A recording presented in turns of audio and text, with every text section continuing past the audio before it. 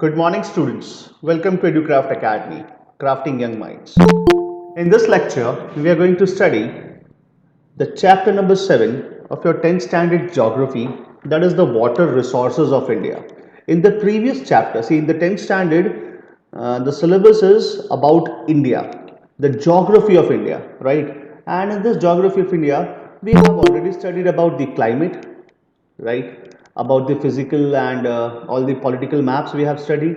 Okay, so climate we have studied. After that, we have studied soils of India, right? And today we are going to study the water resources of India.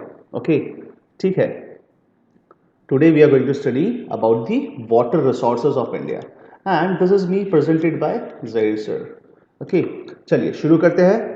Okay, सबसे पहले क्या है यहाँ पर लिखा है कि भाई दो तरीके के हमारे पास पानी के स्रोत है. स्रोत का मतलब सोर्सेस. और अब देखिए, रिसोर्स इसको कहा जाता है. रिसोर्स उसको कहा जाता है जो तोड़ मरोड़ के या रॉ फॉर्म में हम उसको क्या करते हैं, हम उसको जो है यूटिलाइज करते हैं for the betterment of the human being. ठीक है, उसको रिसोर्स कहते हैं. और सॉइल देख लो, फिर आप देखिए बहुत सारे ऐसे चीज़ें हैं जो रिसोर्स है हमारे लिए, नेचुरल रिसोर्सेज एंड ऑल. तो यहाँ पर भी क्या है, वाटर रिसोर्सेज की बात की गई है. क्या लिखा है, India is a land of rich natural resources. सही बात है, नेचुरल रिसोर्सेज है हमारे पास. जैसे water being one of the most vital of all. सही बात है, क्योंकि पानी है, जल है तो जीवन है. ऐसा कहते हैं ना हम लोग, हिंदी में ऐसे कहावत है, जल ही जीवन है या जल है तो जीवन है, राइट. सो क्या है, vital. Vital means what, the important, the most important. Okay, ठीक है, राइट. चलिए अब आगे देखते हैं इसके बाद. और आपस में चैट वगैरह नहीं करना है, मैं ऑलरेडी आपको सिलेबस बता चुका हूँ संडे का. कॉन्सेंट्रेट है. India being essentially an agrarian country, or we can say an agricultural country. सही है ना. Almost 60% of the population is dependent upon the agriculture, or we can say directly or indirectly upon the agriculture products. ठीक है, right. So we need water for agriculture. सही बात है, हमें क्या चाहिए, हमें पानी चाहिए एग्रीकल्चर के लिए, एज वेल एज हमारी जो इंडस्ट्रीज है, कोई भी इंडस्ट्री हो, एनी टाइप ऑफ इंडस्ट्री, पानी बहुत एसेंशियल है. ठीक है, राइट. तो एग्रीकल्चर प्लस इंडस्ट्री के लिए पानी चाहिए. और इसीलिए क्या लिखा है, C point, water is stored in the reservoirs. कहां पर स्टोर है भाई, रिजर्वॉयर्स में, behind the dams to supply water to the villages and cities. It is also used for irrigation. Irrigation का मतलब क्या है, artificial means of providing water to the agricultural land is known as irrigation. and production of hydroelectricity, आप पढ़ चुके हैं hydroelectricity क्या होता है. पानी के जो पोटेंशियल एनर्जी होता है, फिर वो कन्वर्ट होता है काइनेटिक एनर्जी में, तो उसकी काइनेटिक एनर्जी को हम हार्नेस करते हैं और उससे हम क्या बनाते हैं, हाइड्रोइलेक्ट्रिक सिटी बनाते हैं. नेविगेशन. सही है, नेविगेशन भी दो तरीके के होते हैं. एक होता है समंदर के बीच में, और एक होता है इनलैंड नेविगेशन, जो आपका 15th चैप्टर ट्रांसपोर्टेशन में है.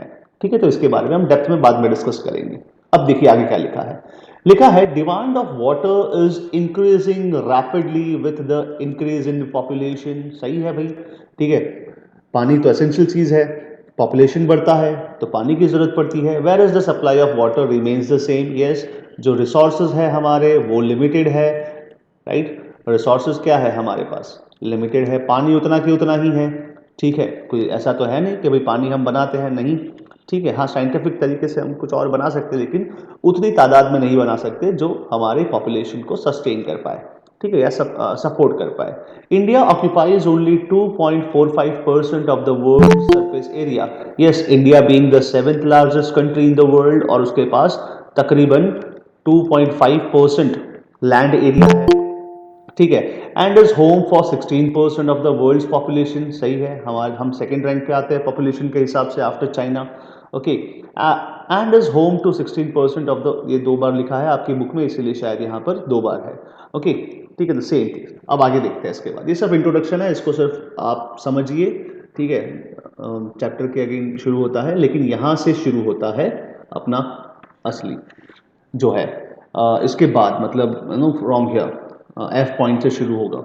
As against this India has only 4% of the world water resources. मतलब क्या है, बोला है कि 16% हमारे पास पॉपुलेशन है, लेकिन इसके सामने हमारे पास दुनिया का 4% ही पानी का सोर्स है। ये तो भाई दिक्कत की बात है ना। ठीक है, तो अब देखिए क्या होता है। Even this limited supply can be depleted or made unusable by excessive utilization, pollution and poor management of our water resources. Yes, बोला इससे भी कम हो सकता है। ठीक है, इससे भी ज़्यादा डिप्लीट हो सकता है। कैसे? अगर हम सही साइंटिफिक तरीके से इसको यूज़ नहीं करते, मैनेज नहीं करते पानी को, या फिर हम ज़्यादा पानी वेस्ट करते हैं या एक्सटेंसिव यूटिलाइजेशन करते हैं पानी का। ठीक है, और पॉल्यूशन भी एक एक क्या कहते हैं, एक बड़ा सा हमारे सामने क्वेश्चन है कि भाई ये एक क्या कहते हैं, एक डेंजर है पोल्यूशन। क्योंकि पोल्यूशन जो है, अगर पानी में, अभी बीच में आपने देखा होगा कि बिहार में, आई डोंट नो आप में से कौन बिहार में है या यूपी से बिलोंग करता है, लेकिन बिहार में छठ पूजा का है ना, बहुत ही इम्पोर्टेंस है, ज़्यादा इम्पोर्टेंस है। तो दिल्ली में अभी तकरीबन एक साल पहले दिल्ली में, ठीक है, दिल्ली में कौन सी रिवर पास होती है? यमुना रिवर पास होती है। और ये यमुना रिवर के अंदर जनरली वहाँ के जो नॉर्थ इंडियंस रहते होंगे वहाँ पर, तो वो लोग यमुना में छठ पूजा करने गए। तो है ना, वहाँ पर इतना सारा क्या कहते हैं, झाग, झाग को क्या कहते हैं इंग्लिश में, लाइक झाग, लाइक झाग था बहुत सारा। पानी जो है उसके अंदर बुलबुले थे साबुन के। ठीक है, हार्मफुल केमिकल के बुलबुले थे। तो क्या कर रहा है वो, रिवर को पॉल्यूट कर रहा है। और रिवर एकमात्र सोर्स है हमारा, one of the main sources of fresh water.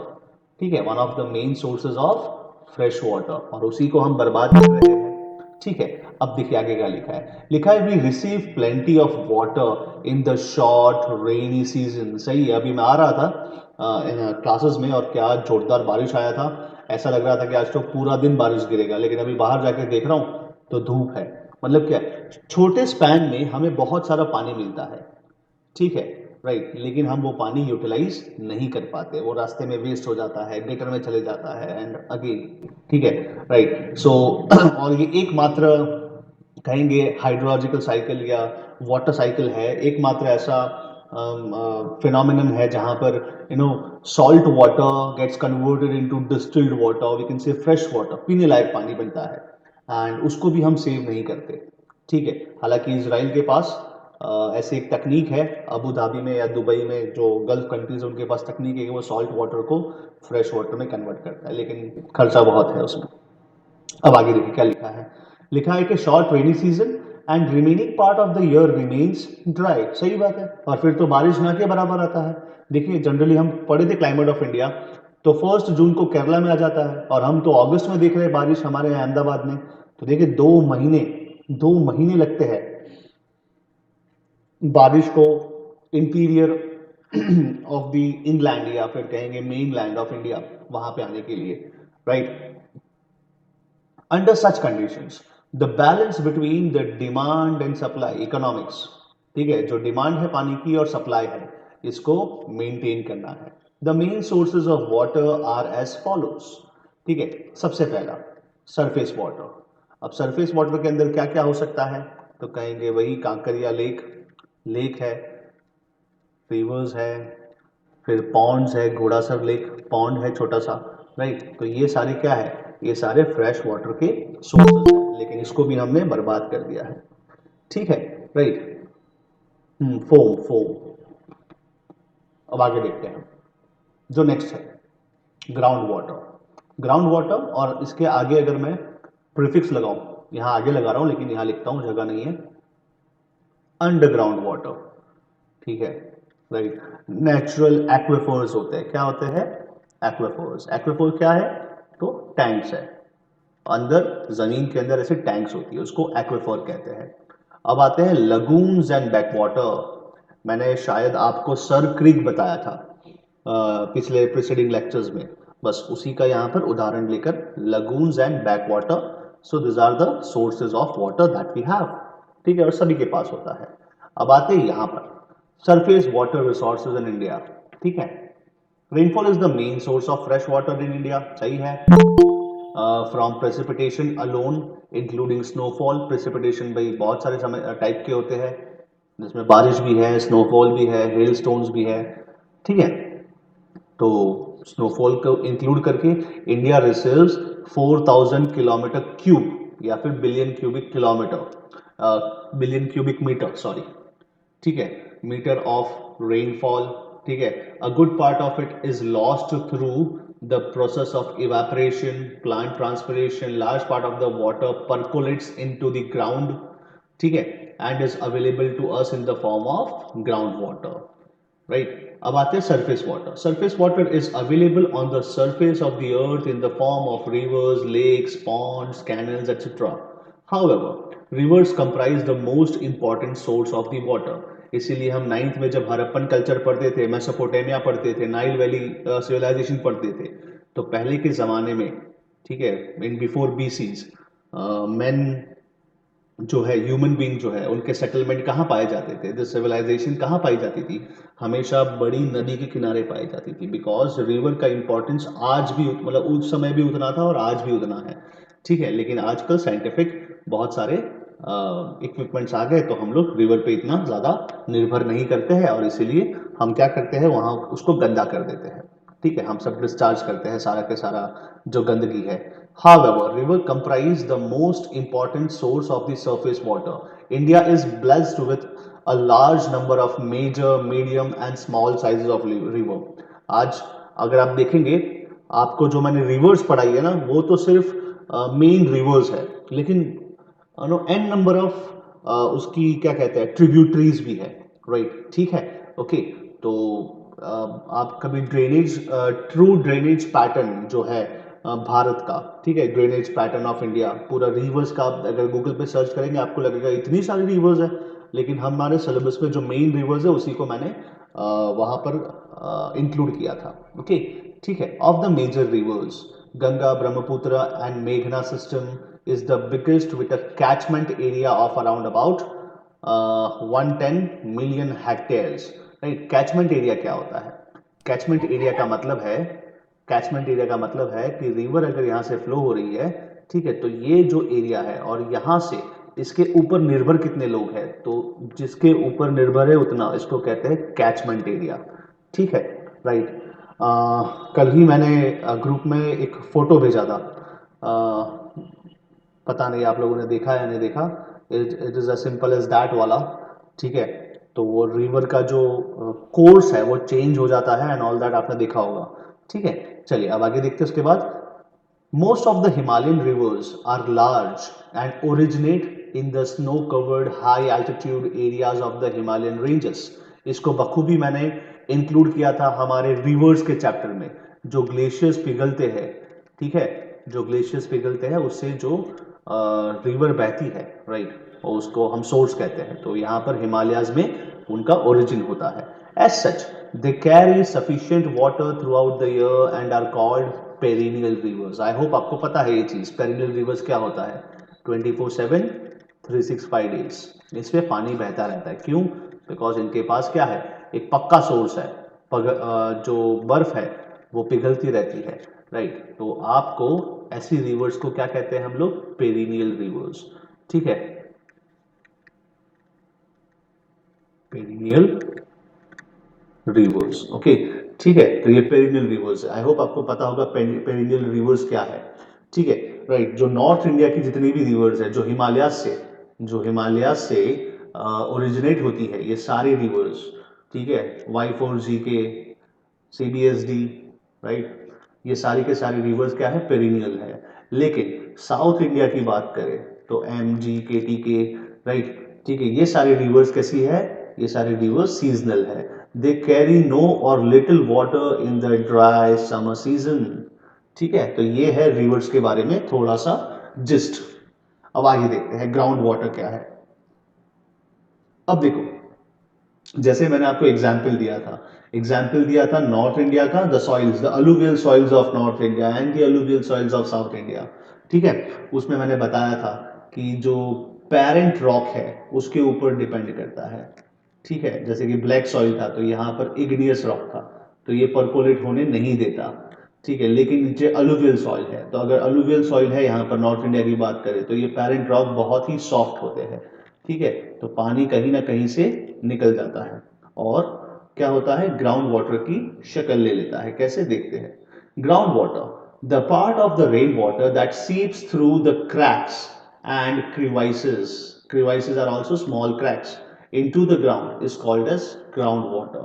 और इसका बेस्ट एग्जाम्पल आप सबके घर में जो बोर का पानी आता है, ठीक है, यहाँ पे गुजरात में उसको बोर का पानी कहते हैं, अंडरग्राउंड वाटर, जहाँ पर आप एक एक्स्ट्रा पंप लगाते हो, सबमर्सिबल पंप आपके घरों में, और आपको पानी मिलता है, ठीक है। राइट, अब आगे इसके रिगार्डिंग बहुत सारी चीजें आपको समझनी है। Okay, ground water represents one of the most important water source in India and accounts for 400 kilometre या billion cubic kilometre, billion cubic metre. इसको 1000 से मल्टीप्लाई कर दिया तो 4004 बिलियन क्यूबिक मीटर हो जाता है of the annual utilizable resource in the country. The distribution of ground water is very uneven. Yes, ठीक है, बहुत अनइवन है। क्यों, बताता हूँ। राइट, साउथ इंडिया में ना के बराबर है ग्राउंड वाटर, ठीक है, और वहाँ पर पानी की हमेशा दिक्कत रहती है, महाराष्ट्र वगैरह एरियाज में, अंदर जो अंदर वाले एरियाज है उसमें। The presence and availability of the ground water varies greatly with the changes in the topography.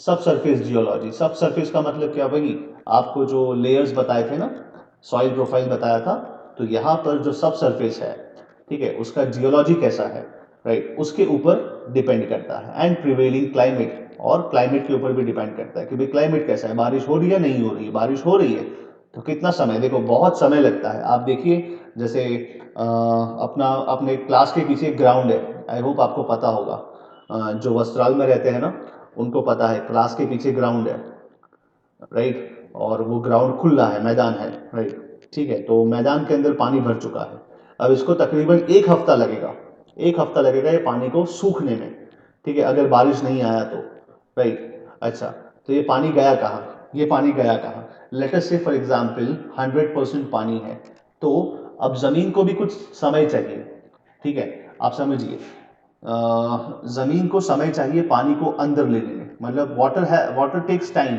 To सीप थ्रू। और देखो सरफेस एरिया बहुत बड़ा है हमारे ग्राउंड का, तो क्या होता है, पानी इवेपोरेट भी होता है। मुझे लगता था कि पानी सिर्फ इवेपोरेट गर्मियों में होता है, नहीं, ठीक है, पानी तो हमेशा इवेपोरेट होता है, चाहे गर्मी हो, रेनी सीजन हो, कुछ भी हो।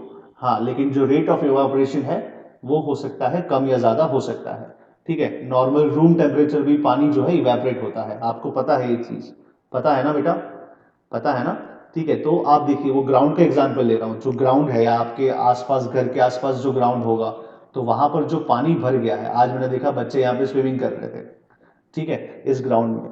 तो ये ग्राउंड के अंदर जो पानी नीचे जाना चाहिए, it takes time, it takes a lot of time, ठीक है।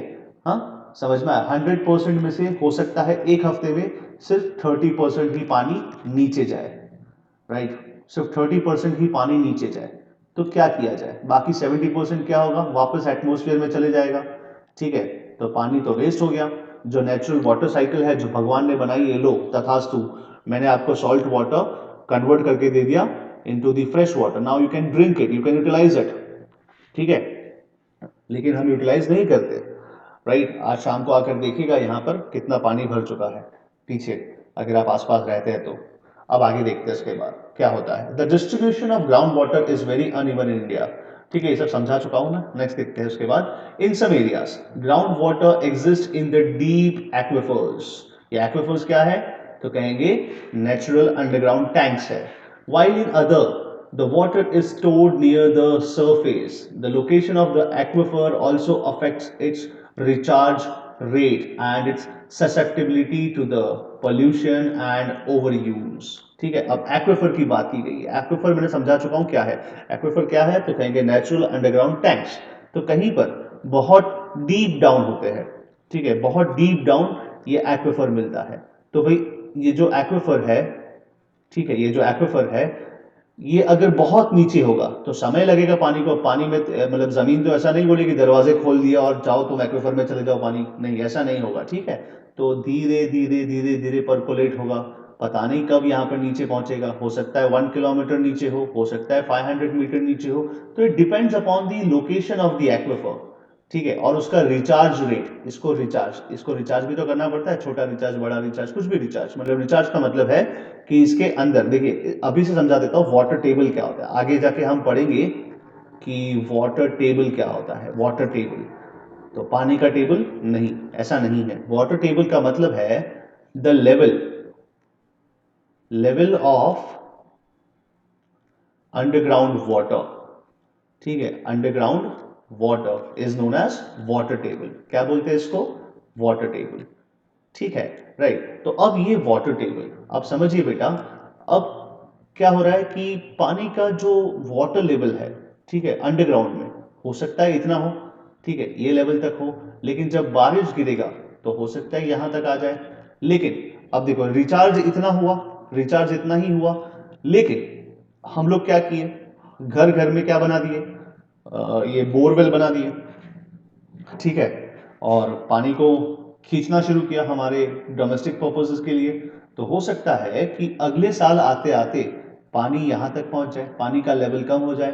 तो वाटर टेबल इसको कहते हैं, the level of water under the ground is known as water table, ठीक है। It depends upon the time taken to percolate or we can say seep into the ground, okay, ठीक है, right. ये आगे समझाऊंगा अभी। अब देखिए, अब क्या होता है यहाँ पर, अभी ऊपर आपने क्या किया, ऊपर आपने खेती की, ऊपर आपने डामर के रोड बना दिए, पक्के रोड्स बना दिए, ठीक है। अब देखिए पक्का रोड में क्या पानी नीचे जा सकता है आराम से? क्या पानी नीचे जाएगा? नहीं जाएगा। आप लोग का एक्सीडेंट हुआ होगा कभी ना कभी, देखा है कितना हार्ड होता है वो जो बना होता है रोड, ठीक है, पानी वो वहाँ रोड के ऊपर से सीप नहीं होता, पानी कहाँ जाएगा? यहाँ से। एक तो जमीन आपने कम कर दी, पानी को जगह नहीं दिया नीचे जाने के लिए, ठीक है, और फिर बोलते हो कि पानी की किल्लत है हमारे यहाँ, डेफिशिएंसी है पानी की, राइट। अब सोचिए कि इधर आपने खेती की, सारे केमिकल्स यहाँ पे स्प्रे किए, सॉइल तो इनफर्टाइल हुआ ही, लेकिन जो पानी आएगा वो पानी इसके साथ घुल मिल जाएगा, इसके साथ रिएक्ट करेगा और कोई एसिड बना देगा या कुछ और कुछ बना देगा, आई don't know the scientific term या साइंटिफिक प्रोसेस। लेकिन ये पानी जब नीचे जाएगा तो जो साफ पानी है उसको भी गंदा कर देगा, करेगा कि नहीं? बस यही लिखा है। क्या लिखा है? लिखा है the location of the aquifer also affects its recharge rate and its susceptibility to pollution. Susceptibility का मतलब है expose, the rate at which it is exposed, ठीक है, to pollution and its over use. पानी का ओवर यूज भी मैंने बताया ना, अगले साल हो सकता है यहाँ ना हो, यहाँ हो जाए, तो इसका ओवर यूज किया आपने पानी का, तो it depends upon this. In general the mountainous and the hilly regions in the north and the west India do not allow adequate infiltration and as a consequence groundwater is mostly limited into the plains। सही बात है। देखो क्या है, आप देखिए यहाँ पर जो है मैंने बताया था डेक्कन प्लेटू में ये क्या है, ये इग्नियस रॉक है, ये पानी को अंदर जाने नहीं देता, ठीक है। खाली बचा कहाँ पर? बचा यहाँ पर। अब बारिश वहीं होगी, ये अंदर पानी कहाँ जाए, कब कहाँ जाएगा अंदर पानी? तो कहेंगे जहाँ ज्यादा बारिश होगी और जहाँ का जो जियोलॉजी है, अंडरग्राउंड सबस्ट्रेटम जो है उसका जियोलॉजी उसके ऊपर डिपेंड करता है, ठीक है। अब बारिश यहाँ ज्यादा होता है, लेकिन यहाँ तो माउंटेन्स है भाई, तो पानी तो अंदर जा नहीं सकता। यहाँ बारिश होता है तो कहेंगे कि 100 सेंटीमीटर या फिर लेट अस से 150 सेंटीमीटर होता है, और उसमें भी आपने क्या किए हैं, आपने घर बना के रख दिए हैं, आपने रोड्स बना के रख दिए हैं, ठीक है। तो इसका जो सरफेस एरिया है, इसका जो सरफेस एरिया है वो कम कर दिया है। प्लस क्या है? प्लस पानी को टाइम लगता है जमीन के अंदर परकोलेट होने में, so it depends upon that. तो बस यही लिखा है। क्या लिखा है? In general the mountainous and the hilly regions in the north and the west India do not allow adequate infiltration and as a consequence groundwater is mostly limited in the plains। plains का मतलब यही Indo Gangetic plains, ठीक है, and other low lying areas, okay, ठीक है। अब आगे देखते हैं, यहां से इंपॉर्टेंट है, देखो क्या लिखा है। In the peninsular part of India the underlying geology, जो अंदर की जो बनावट है, जो जमीन की बनावट है, ठीक है, मैं शुद्ध हिंदी में आपको कन्वर्ट करके दे रहा हूं। वो लल्लन टॉप देख देख के है ना, मेरे को हिंदी आ गया है, उसकी तरह हिंदी बोलने की कोशिश करता हूँ रात को, ठीक है। So in the peninsular part of India the underlying geology limits the formation of the large continuous aquifers, ठीक है।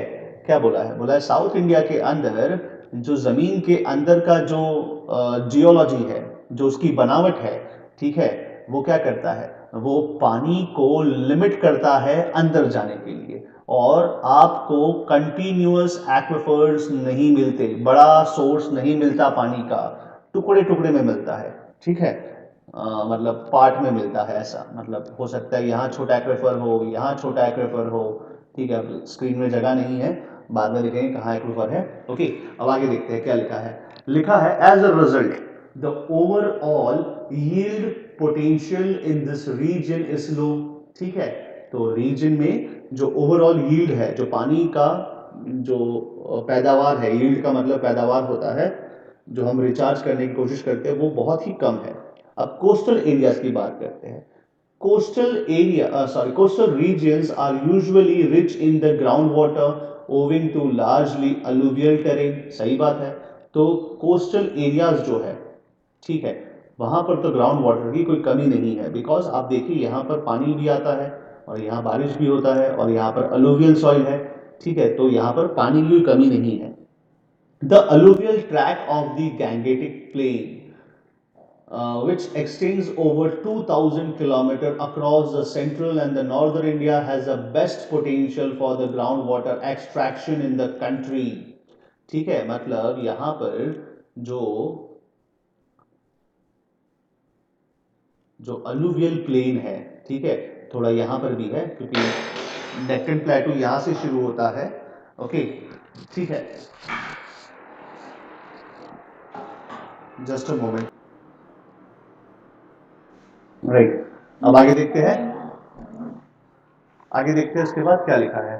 लिखा है तो हाँ, मैं यहाँ पर था, तो ये क्या है, ये अलुवियल जो सॉइल है, ठीक है, ये it is the best suitable site for the ground water extraction, ठीक है, राइट, तो ये चीज खत्म हुई। अब आगे देखते हैं। Due to highly variable nature of climate, groundwater has become a popular alternative for irrigation and domestic water use across India, ठीक है, तो ग्राउंड वाटर हम यूज करते हैं। In addition to being accessible, groundwater quality is generally excellent in most area and present a relatively safe source of drinking water for Indians in the rural and the urban areas, ठीक है, so these are some points, general knowledge, कुछ नहीं है।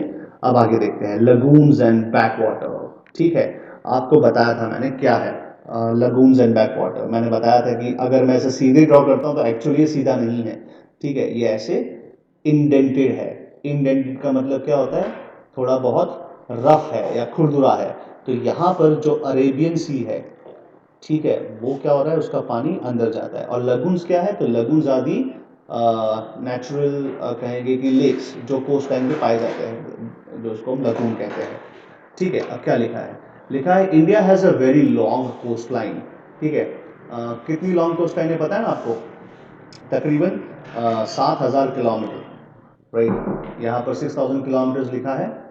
India has a very long coast line stretching over more than लिखा है, मतलब समझ लीजिए कि इसके आसपास ही होगा 6000 kilometre. This coast is very indented. Indented मतलब क्या, समझ में आया? इंडेंटेड का मतलब क्या, वो अभी जो ड्रॉ करके बताया था ना बेटा, वही इंडेंटेड है, इस तरीके से बहुत ही खुरदुरा है, रफ है, या ऐसे इस तरीके से है। और सबसे ज़्यादा ये केरला में है, केरला एंड वी कैन से सारे स्टेट्स में है, कोस्टल स्टेट्स में सारे के सारे जो स्टेट्स है वहाँ पर है। तो यहाँ पर क्या होता है कि जो अरेबियन सी है, जो लार्जर वाटर बॉडी है, ठीक है, वो ऑस्मोसिस वाला बताया था ना, तो ये ज़्यादा प्रेशर यहाँ पर देते हैं पानी के अंदर, तो ये बैक वाटर्स बनते हैं। और केरला के बैक वाटर्स कभी विजिट करिएगा लाइफ में, बहुत ही बढ़िया, मतलब अच्छा होता है, ठीक है, मतलब साइट अच्छा होता है ऐसा, और खास करके रेनी सीजन में। अब आगे देखते हैं हाईली इंडेंटेड, या this coast is very indented in some states like Kerala, Odisha, where a large number of lagoons have been form. Lagoons क्या है, तो एक तरीके से लेक ही है, लेकिन जो कोस्टल एरिया पे बनता है, जैसे चिल्का लेक, बट वो चिल्का लेक बहुत बड़ा है, ठीक है, राइट, सॉल्ट वाटर लेक है ये। This lagoons and lakes serve as surface water resources, although the quality of water is generally brackish, है ना। ब्रैकिश का मतलब आपको पता है क्या होता है, ब्रैकिश, ब्रैकिश का मतलब होता है salty, kind of salty, a mix of क्या कहते हैं, fresh water and salt water, ठीक है, ऐसा कुछ कह सकते हैं।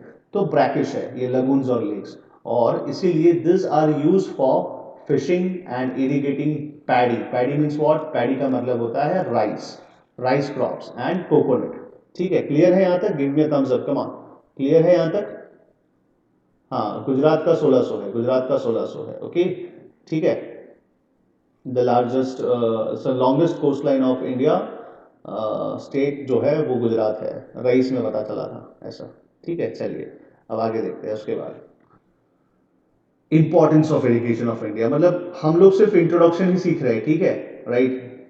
ओके, आज इंट्रोडक्शन ही सीखेंगे, इसके बाद यहाँ से एक्चुअली यहाँ से आपके क्वेश्चंस बनते हैं कैनल इरिगेशन से। तो आज मैं सिर्फ इंट्रोडक्शन खत्म करूंगा जो भी आपकी टेक्स्ट बुक का है, और समझेंगे क्या है। ठीक है, थोड़ा सा मैं अपना पेस बढ़ाऊंगा क्योंकि ये सब एग्जाम्पल्स मैं आपको दूंगा ही बाद में। अब आते हैं यहाँ पर सेकंड जो टॉपिक है, importance of irrigation of India. भाई इंपॉर्टेंस तो है ही ना, क्यों नहीं है इंपॉर्टेंस? हमारे पास तो एग्रीकल्चर, हम अग्रेरियन कंट्री है। ठीक है, इकोनॉमिक्स वालों को पता होगा primary sector, secondary sector and tertiary sector. ठीक है, तो हमारा जो प्राइमरी है वो क्या है? एग्रीकल्चर ही तो है। ठीक है, तो अग्रेरियन कंट्री होने के कारण हम तो पूरे के पूरे डिपेंड है रेन वाटर पे या सरफेस वाटर पे, या तो फिर कहेंगे कि अंडरग्राउंड वाटर पे। ठीक है, अब देखते क्या लिखा है। India is essentially N agricultural country. More than half of the total area comes under the arable land. What is this arable land? Arable मतलब जहां पर हम एग्रीकल्चर कर सकते हैं। ठीक है, उसको हम arable land कहते हैं। The country has a very long, almost spanning the entire year growing season। सही है, आजकल के तो साइंटिफिक मेथड्स इतने आ चुके हैं कि हम कोई भी सीजन में कोई भी क्रॉप उगा सकते हैं, राइट? और मतलब साल में हम 3-4 क्रॉप उगा सकते हैं, राइट? अलग अलग डिफरेंट डिफरेंट क्रॉप्स उगा सकते हैं। तो हमारे पास ग्रोइंग सीजन तो ऑल राउंड ईयर है। ठीक है, if the water for the crop is ensured, कब? लेकिन जब हमें सही समय पे पानी मिले तब हम पूरा साल उगा सकते हैं, राइट? दस water is the only means through which full potential of the agricultural sector can be realized। सही बात है, राइट? अब राजस्थान में मैं डेजर्ट में जाके, रन ऑफ कच्छ में जाके, या फिर कहेंगे थार डेजर्ट में जाके थोड़ी ना एग्रीकल्चर कर पाऊंगा, राइट? ठीक है, तो वहां पर पानी की, अगर मुझे पानी मिले पूरे साल तो मैं बखूबी एग्रीकल्चर वहां पर कर पाऊंगा for the whole round year.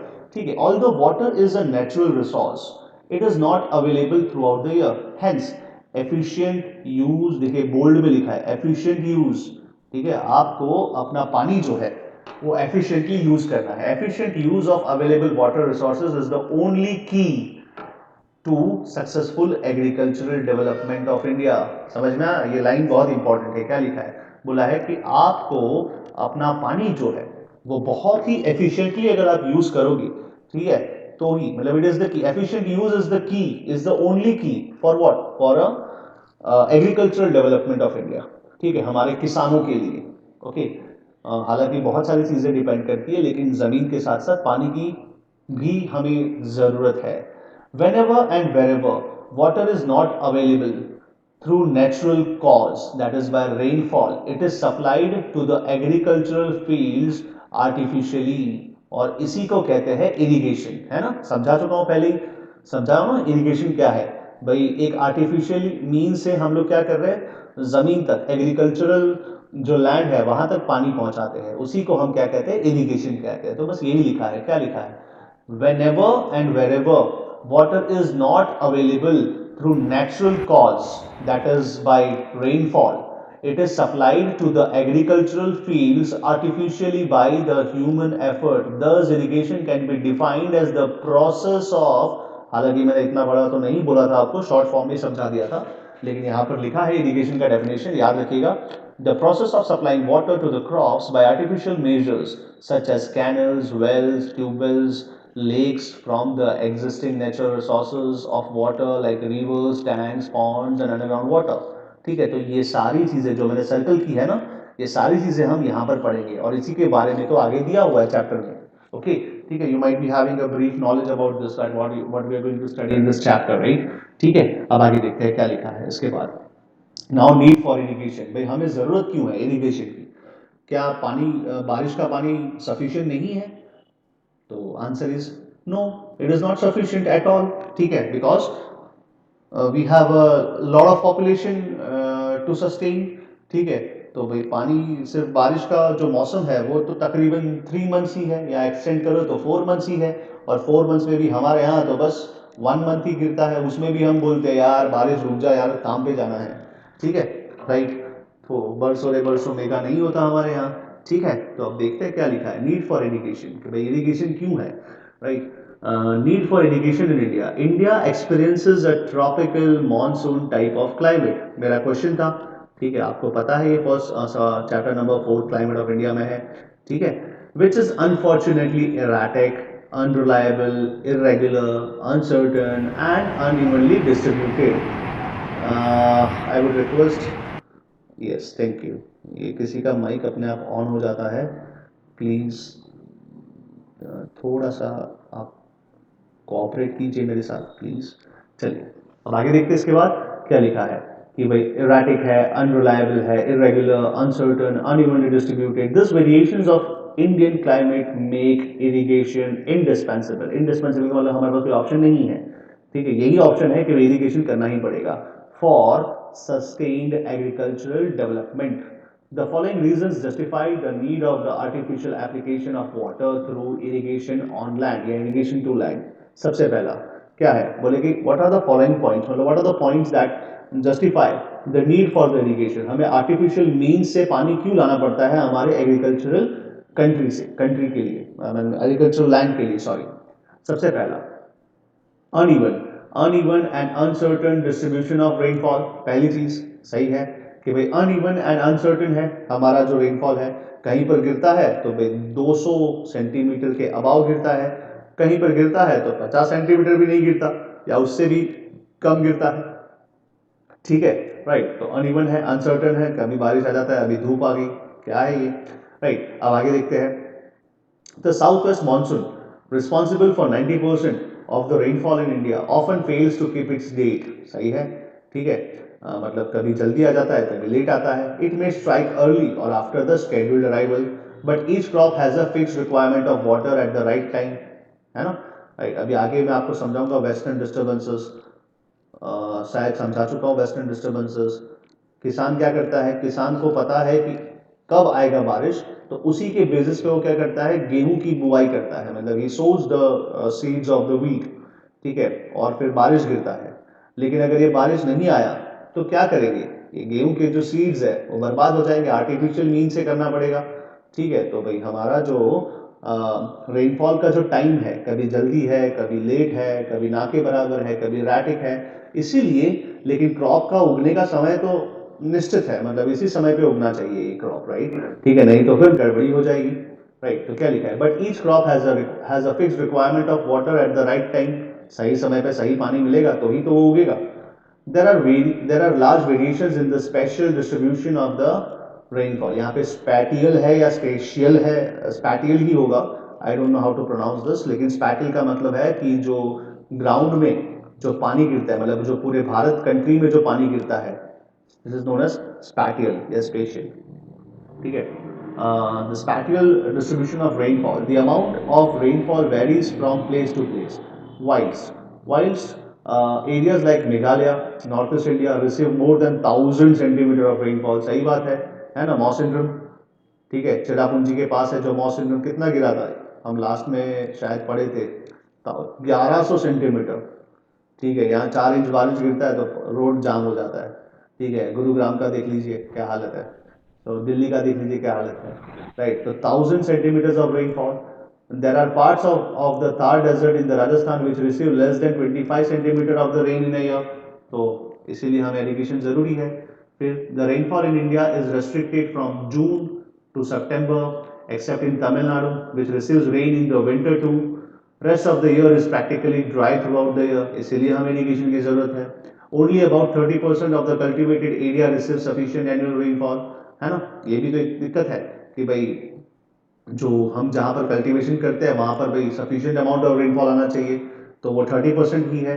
30% of the cultivated area receives sufficient annual rainfall that is above 100 centimetre, while about 40% receives less than 75% of rainfall, annual rainfall, and in this areas crops cannot be grown without irrigation, yes, ठीक है। तो इसीलिए हमें irrigation चाहिए। और देखिए growing season भी अलग अलग होता है। क्या लिखा है, some crops which are grown in winter that is rabi, ठीक है, जैसे वीट है, wheat is a rabi crop. Okay, wheat is a rabi crop क्योंकि उसको पानी और ठंडी दोनों चाहिए। Some crops which are grown in winter that is rabi crop need artificial supply of water when there is hardly any rainfall in most parts of India. आप ठंडी में बारिश कहाँ से लाए, राइट, इसीलिए हमें आर्टिफिशियल नीड चाहिए इरिगेशन का। Okay, so this are some points that are justifying. अब let us see other points. क्या है, rainfall during the 4 months is torrential, that is heavy, giving very little time to the soil to absorb the rainwater। इसका बात मैं पहले ही कर चुका हूँ, है ना। सही है ना बेटा, समझ में आया सेवेंथ पॉइंट? आया समझ में? सेवेंथ पॉइंट क्या है, एराटिक। एराटिक का मतलब बेटा बहुत ही गुस्से वाला है, एराटिक है, एकदम इरिटेटिंग है, कभी बहुत बारिश आता है कभी नहीं आता, ऐसा जब हमें जरूरत होती है तब नहीं आता, ठीक है, इसको कहते हैं एराटिक नेचर। ओके, तो ये पहले ही बता चुका हूँ कि मतलब टोरेंशियल हैवी रेनफॉल, इतना सारा बारिश आता है कि सॉइल के पास समय ही नहीं है या उसको एब्जॉर्ब करने के लिए, राइट। और मैंने आपको बता दिया कि हमारा सरफेस एरिया बहुत कम हो चुका है, ठीक है। शहरों में क्या है, हमने क्या बनाया, बड़ी बड़ी सड़कें बना दी है, चौड़ी चौड़ी सड़कें बना दी है, और सड़कों के बाजू में घर बना दिए हैं, ठीक है। तो पानी तो नीचे जा ही नहीं सकता। सोसाइटीज में भी हमने कवर कर दिया आरसीसी से, है ना, सोसाइटीज में भी कवर किया ना आरसीसी से। पहले के ज़माने में सोसाइटीज़ में कीचड़ हो जाता था, आज भी बहुत सारी सोसाइटीज़ में होगा, लेकिन जो नई सोसाइटीज़ बनती है वहाँ पर आरसीसी का पूरा नो स्लैब लगाया जाता है, रीइंफोर्समेंट सीमेंट कंक्रीट वाला, ठीक है। तो पानी तो उसके नीचे से मतलब उसके थ्रू भी नहीं जा सकता, राइट।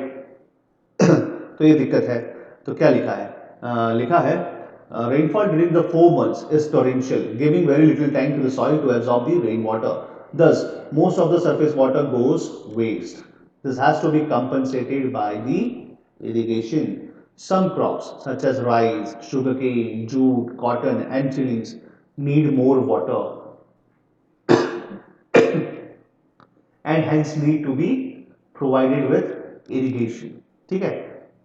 अब आगे देखते हैं इसके बाद क्या है, 9 point. With the supply of water that is with proper irrigation some crops like rice and wheat can have 2 growing seasons in a year, ठीक है। इसीलिए भी हमें इरिगेशन करने की जरूरत है। The ever increasing population of India leads to the demand of even more intensive. Intensive का मतलब क्या होता है, कम जगह पर ज्यादा क्रॉप उगाना, उसको कहते हैं इंटेंसिव। शायद 8th में आता था या 9th में आता था, आई don't no. Intensive and extensive agriculture. Intensive का मतलब है इंटेंसिव का मतलब है लिमिटेड लैंड है, ठीक है, लेकिन डिमांड ज़्यादा है, तो हमें बहुत मेहनत करनी पड़ती है उसके अंदर, ज़्यादा से ज़्यादा उसका जो यील्ड है, जो आउटपुट है, उसको मैक्सिमम करना पड़ता है। तो इंटेंसिव। एक्सटेंसिव में क्या होता है, you have a large patch of land और उसमें कभी भी कुछ भी होगा, वो क्या फ़र्क पड़ता है क्योंकि उतना ज़्यादा डिमांड नहीं है। तो इंटेंसिव एग्रीकल्चर, हमारे पास intensive agriculture because what, because of the increasing population, ठीक है। And this needs more and more enhanced irrigation facility. Enhance मतलब क्या, मॉडिफाइड 4G 5G वाली irrigation facilities to get maximum yield from the same land area, है ना, दिखा ना, maximum yield, maximum output चाहिए हमें, इसीलिए भी इरिगेशन जरूरी है। तो ये 10 पॉइंट है, ये 10 पॉइंट आज तक नहीं पूछे गए बोर्ड एग्जाम में। What is the no importance या need for irrigation, why there is a need for irrigation in India. लेकिन मेरे पेपर में मैं हमेशा कहीं ना कहीं पूछता हूँ, मेंशन एनी 5 पॉइंट्स, ठीक है, या 3 points to justify that why do we need an artificial means of irrigation या irrigation, because irrigation itself is a artificial means, providing artificial means of water, artificial water, ठीक है। चलिए अब आगे देखते हैं। इसके बाद अब आता है नेक्स्ट पॉइंट, बहुत इंपॉर्टेंट, लेकिन आज तक नहीं पूछा गया। ये सब नहीं पूछे गए हैं लेकिन हमें समझना जरूरी है ये सारे पॉइंट्स, ओके, इसीलिए मैं इतना डेप्थ में समझा रहा हूँ, राइट। पता नहीं बाकी के टीचर समझाते या नहीं समझाते, लेकिन ये पॉइंट्स कहीं ना कहीं हमें प्रिपेयर रहना चाहिए फॉर द वर्स्ट। ये क्वेश्चन आ सकते हैं, राइट, इसीलिए। चलिए अब आगे देखते हैं। इसके बाद क्या लिखा है, factors required for the development of irrigation. मैं व्हाट आर द फैक्टर्स, कि भाई इरिगेशन, अगर मुझे कोई कैनल निकालना है, लेट अस से ये जगह से जैसे आप देखते हो वस्त्राल में एक कैनल है, राइट, लेकिन वो कैनल सिर्फ गंदा पानी सप्लाई करने के लिए काम आता है, मतलब सप्लाई नहीं होता है उसको, जो वेस्ट है वो आगे जाता है, राइट, ठीक है, निकोल जाता है, पता नहीं कहाँ जाता है इस साइड से, आई डेंट फॉलो दैट कैनल। लेकिन कैनल, अब वो कैनल देखिए शहर के बीचों बीच है, राइट, उतनी जगह रोक रहा है। आप समझ रहे हो उस चीज़ को? राइट, तो कैनल को बनाने के लिए हमें कैसे क्या चाहिए, मतलब व्हाट आर द फैक्टर्स? जगह चाहिए, फिर कहेंगे कि सोर्स ऑफ वाटर चाहिए, आसपास कोई रिवर चाहिए, इस तरीके का होगा कुछ, राइट। तो क्या लिखा है यहाँ पर, वही देखते हैं क्या चीज़ें हैं। देखो क्या लिखा है, the soils of Indo Gangetic plains, one of the most fertile land in the world and are very soft. सही बात है, बहुत ही सॉफ्ट है। With gentle slopes, gentle slopes का मतलब क्या है? जिसका हाईएस्ट पॉइंट और लोवेस्ट पॉइंट में कोई फर्क नहीं है, इसको कहते हैं जेंटल स्लोप। स्टीप स्लोप क्या है? जिसका हाईएस्ट पॉइंट और लोवेस्ट पॉइंट में बहुत फर्क है, ठीक है, इसको कहते हैं स्टीप स्लोप। तो जेंटल स्लोप है, तो जेंटल स्लोप है तो कैनल आराम से बना सकते हैं, है ना? वो स्लोप के सहारे बनाएंगे कैनल। हालांकि it doesn't depends upon this slope, क्योंकि कैनल का डेप्थ भी हम वेरी कर सकते हैं, ठीक है, तो उससे कैनल अपने आप जो पानी है वो फ्लो होगा, राइट। अब आगे देखते हैं क्या लिखा है, the soils of Indo Gangetic plains, one of the most fertile lands in the world and are very soft with gentle slopes. This makes the job of digging canals and wells easy. याद रखिएगा, give reason, यहाँ से give reason आया है।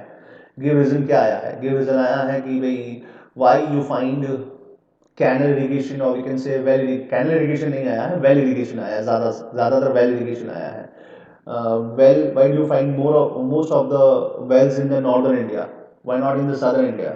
ठीक है, canals south India में ज़्यादा होते हैं, लेकिन नॉर्थ इंडिया में इतने ज़्यादा नहीं होते, ठीक है। तो व्हाट आर द रीजंस? तो रीज़न यही है कि भाई नॉर्थ इंडिया में क्या है, भाई सॉफ्ट है, सॉइल सॉफ्ट है, जेंटल स्लोप है, ठीक है, इसलिए कैनल और वेल हम वहाँ पर डेवलप करते हैं। Second, more over the deep clay in the soft soil acts as a reservoir for storing rainwater, which percolates. Percolates का मतलब क्या? Which seeps through and which percolates down during the rainy season. Thus, the good quantity of groundwater available for irrigation in off season.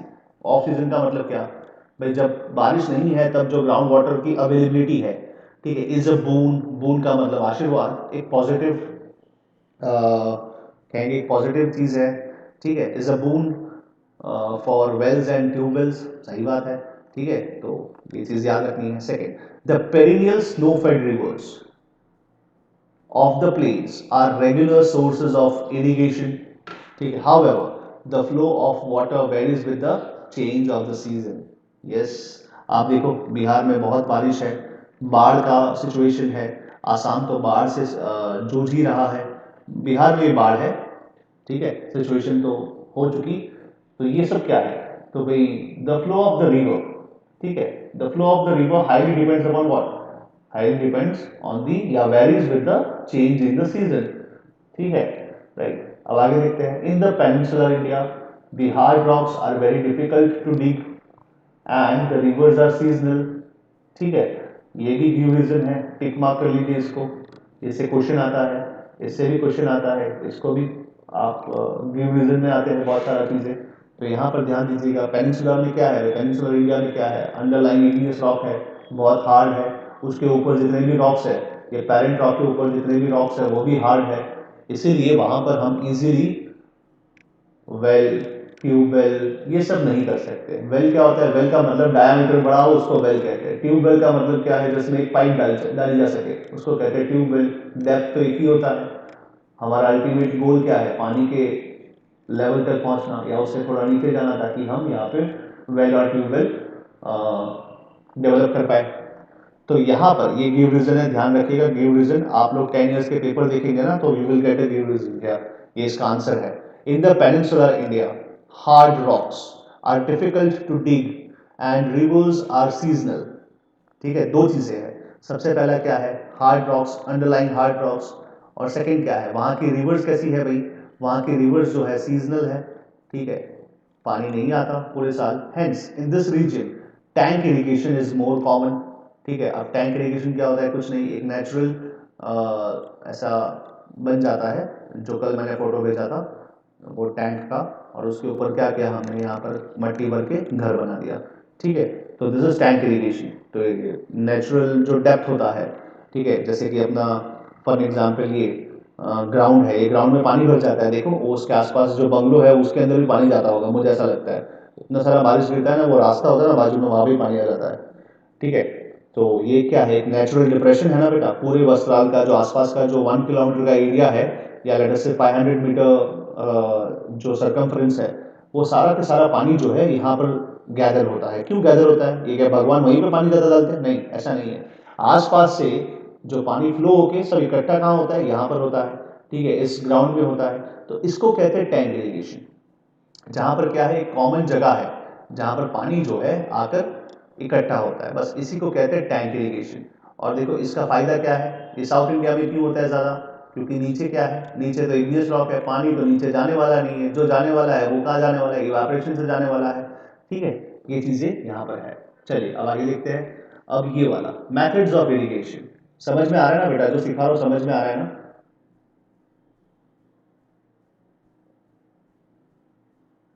Okay, okay, आप लोग concentrate कर रहे हैं ना? बस ये, हाँ, बस ये लास्ट टॉपिक है, इसके बाद हम लोग कैनल इरिगेशन जो है नेक्स्ट लेक्चर से शुरू करेंगे। ओके, ठीक है। इसके बाद अब देखिए मेथड्स ऑफ इरिगेशन, अब समझा दिया मेथड्स ऑफ इरिगेशन। ये एक नया पॉइंट है, ये फ्लो चार्ट आपको ध्यान रखना है क्या है, राइट? अब देखो आगे क्या लिखा है। लिखा है भाई मीन्स ऑफ इरिगेशन दो हिस्सों में डिवाइडेड है। सबसे पहला प्रिमिटिव मेथड, बाबा आदम के जमाने का मेथड, ठीक है, राइट। और सेकेंड आता है जो मॉडर्न मेथड्स है, जो मॉडर्न टेक्निक्स है, जो हमने साइंटिफिक नॉलेज से डेवलप की है, राइट, इसको मॉडर्न मेथड्स कहते हैं। ओके, लेकिन हम ज़्यादा डिपेंडेंट है upon the primitive method. Bharat में तो हम प्रिमिटिव मेथड में है कहीं ना कहीं, ठीक है, बाकी देशों का नहीं पता। सबसे पहला कैनल इरिगेशन। कैनल है हमारे पास। कैनल भी दो टाइप के होते हैं, इनंडेशन और पेरिंगल। देखो पेरिंगल समझ में आया तो इनंडेशन भी समझ में आ जाएगा।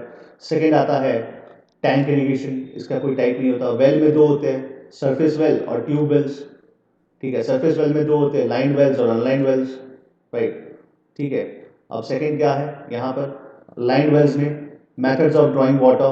पर्शियन वेल, पर्शियन वेल समझ में आया होगा शायद आपको, ऐसे कुछ होता है, राउंड होता है, यहाँ पे डोरी से डोल लगाई जाती है, जो कंटेनर्स होते हैं वो लगाई जाती है। ठीक है, इस तरीके से ऐसा झुमका बनता है डोल का, ये जो कंटेनर्स है उसका ऐसे बनता है। ठीक है, इसको हम कहते हैं पर्शियन वेल। ठीक है, और फिर क्या होता है, इसको ये घूमते रहता है, ये घूमते रहता है तो क्या होता है कि पानी जो है ये कंटेनर में भर जाता है और हम भाई यहाँ पर लेवल पे निकाल देते हैं, इसको पर्शियन वेल कहते हैं। ठीक है, समझाऊंगा पर्शियन वेल क्या है बाद में। रेहा, चरस, मोट, पिट, कोटा, ढेकली, ये सब अलग अलग नाम है, एक ही तरीके का है लेकिन अलग अलग नाम है, अलग अलग एरियाज में अलग अलग नाम होते हैं। ठीक है, वही है। अब आते हैं मॉडर्न मेथड्स, इसमें से ज़्यादा क्वेश्चन आता है। देखो क्वेश्चन कहाँ से आता है, बोर्ड एग्जाम में क्वेश्चन कहाँ से मिलेगा, ये वाले टॉपिक से मिलेगा, यहाँ से मिलेगा और यहाँ से मिलेगा, बस। ठीक है, राइट। और यहाँ से बनेगा, अगर सब टॉपिक्स में जाओ तो ये दोनों बनेगा, यहाँ से ना के बराबर बनता है। ठीक है, ये वाला नहीं होता, वेल में से ना के बराबर बनता है लेकिन होता ज़रूर है। ठीक है, यहाँ से यहाँ से यहाँ से, ये तीनों से आता है क्वेश्चन, यहाँ से क्वेश्चन ज़्यादा बनेंगे, तो ये टॉपिक्स में ज़्यादा ध्यान दीजिएगा। ओके, ठीक है, राइट। अब मिलते हैं नेक्स्ट लेक्चर में। Okay, remember what I told you. Bye.